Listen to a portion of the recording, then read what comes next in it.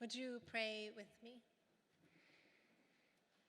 O God, may the words of my mouth and the meditations of all of our hearts be acceptable to you, for you are our rock and our Redeemer. Amen. I was a teenager when the Left Behind series was in vogue. A pop culture phenomenon, it was a series of books and then eventually movies that told the story of a fictional apocalypse supposedly informed by the Bible. The basic premise is that all of the true Christian believers has been raptured, sucked up to heaven, and that earth is now a scene of chaos, the site of an epic battle between born-again Christians and the Antichrist. It was pop culture embodying the rising popularity of evacuation theology. The idea that this world is going to come to an end and soon. And so our focus as Christians should be to get to heaven. Since this earth is only temporary, our focus should be on some other place after we die. Revelation 21:1. Then I saw a new heaven and a new earth, for the first heaven and the first earth passed away. The Greek word here for passing away is parachomai. It is not a euphemism for dead, like how we use that term. It is an evanescent state of things. It's something fading away. It was used in ancient physics to describe a wave that has crossed into a region where it can no longer keep going the way that it had. And so it slowly dwindles in the distance. It's not a world left behind, people sucked up into heaven and all the creatures destroyed. The world has crossed into a region where it could no longer keep going on the way that it had been. In 2008, just before Christmas, I witnessed an apocalypse. I was living in the Republic of the Marshall Islands, a small island nation, a 5-hour flight from Hawaii, in the middle of the Pacific Ocean. After college, I served as a Jesuit volunteer there. I taught 6th grade and coached the volleyball and basketball teams. I think by accident of height, not by my skill. Since 1880, average global temperatures have increased by 2.2 degrees Fahrenheit, with the greatest changes happening in the late 20th and earliest 21st century. The Marshall Islands lay 1 meter above sea level. They are tiny slivers of sand and coral and coconut trees. Sky and ocean meet on a distant horizon. The clouds look like they are on fire as the sun rises and sets into the water. When I lived there in 2008, just before Christmas, I had watched for days as the tides got higher and higher. It was a king tide, when the waves rise higher due to the closeness of the moon. In the early afternoon, I was working with kids who had stayed behind for tutoring, and I heard screams. I looked up and water was everywhere. It had broken the seawall and was coming wave after wave after wave. I ran out of my classroom and scooped up some kindergartners who were playing outside and carried them up to higher ground. We watched together as entire plywood homes were swept out to the sea. Eventually, the waves slowed down and an eerie calm set in. People came out in teams to help clean up. I returned to my classroom to find Paris, a skinny, hilarious, and studious boy, rescuing the books from the water. He was pulling textbooks out of flooded cabinets and putting them on top of stacked desks. People have lived in the Marshall Islands for at least 4,000 years. By 2100, no matter what changes we make, the Marshall Islands will be uninhabitable due to rising seas. They will likely be among the first of the sovereign nations to succumb to climate change. The 12-year-olds who I taught geometry and the history of ancient Egypt to will be the adults who decide where to move their families, who will face the heart-wrenching task of learning how to keep their culture alive when they are forced to leave their ancestral lands. Kate Marvel is a climate scientist who works for NASA, and she was quoted a few years ago in the Washington Post saying this: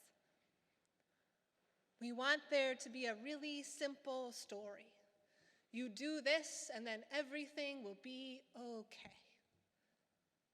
Everything is not going to be okay.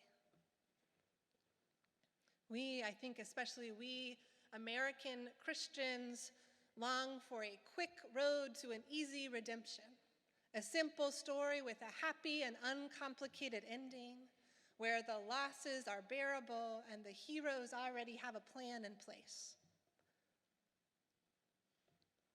But what if everything is not, and perhaps will not, be okay?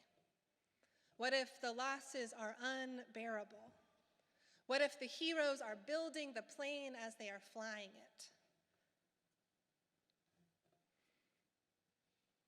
John of Patmos, the author of the book of Revelation, was writing from exile, having been kicked out of Rome for prophecy with political implications. His work and words had threatened the political power and order, particularly his economic critique of Rome's taxation and trade systems. For many of the citizens of Rome, they thought the empire would last forever. They thought it would always be like this, where the rich got richer and the poor got poorer, the whole thing relying on the enslavement of thousands of people. They thought it would last forever, but not John of Patmos, who could see a farther horizon. He wrote, "And I heard a loud voice from the throne saying, 'See, the home of God is among mortals. God will dwell with them, and they will be God's people. God's self will be with them and be their God.'" When John of Patmos wrote the book of Revelation, he wrote to tell the powers that be that they were going to lose. But perhaps primarily, he wrote to the Christian churches and the individual Christians that made them up. He wrote to insist that they would need to take a side, that in their concrete day-to-day lives they needed to choose. Would they be good citizens of Rome first, and in so doing allow evil to persist? Or will they be Christians first, despite what it might cost them? The vision that John paints is not one of an evacuation from an unsavable earth. It is God coming down to earth, restoring all things. Because for God, this world is worth saving. This very one, with its ozone holes and oil spills, its warming oceans and rising tides, with its magnificent creatures and sunlit skies. This earth is worth saving. 15 years after I watched that king tide take over my classroom, the waves are still rising. The clock is still ticking away the time in which those islands will be inhabitable. It's growing smaller every day. Maybe some magnificent yet to be created technology could save them. Maybe not. And so how do we hope? How do we hope in a climate chaos world? One thing, we remember that hope does its work best when it is embodied. And so we do little things.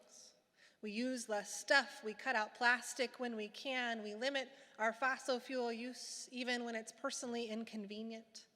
We write letters and petition for policy change. Many of us do big things. We lead political campaigns and we divest our funds. We invest our endowments and our time into the world that we dream of instead.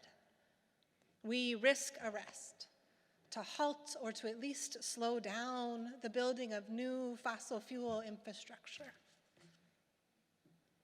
We do these things not because they will individually save the world. They won't.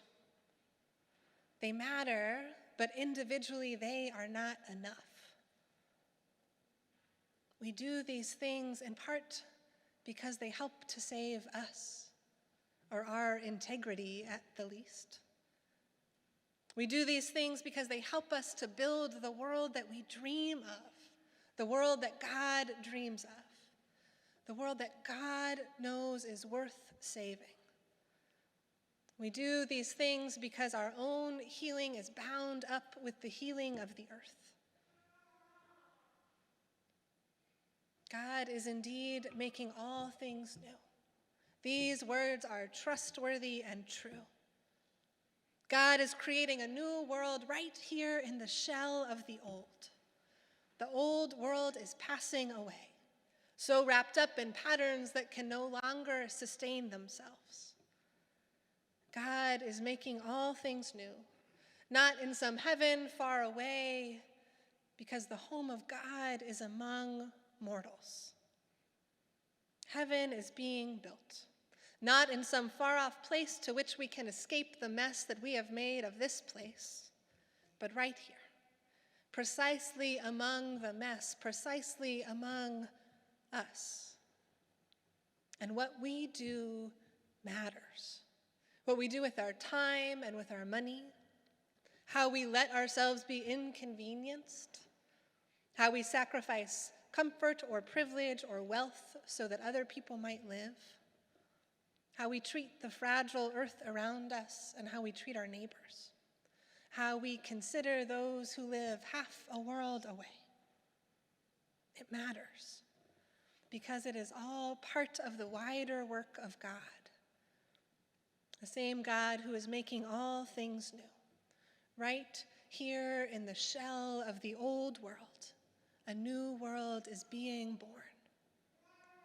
May we rise up with God to make it so. Amen.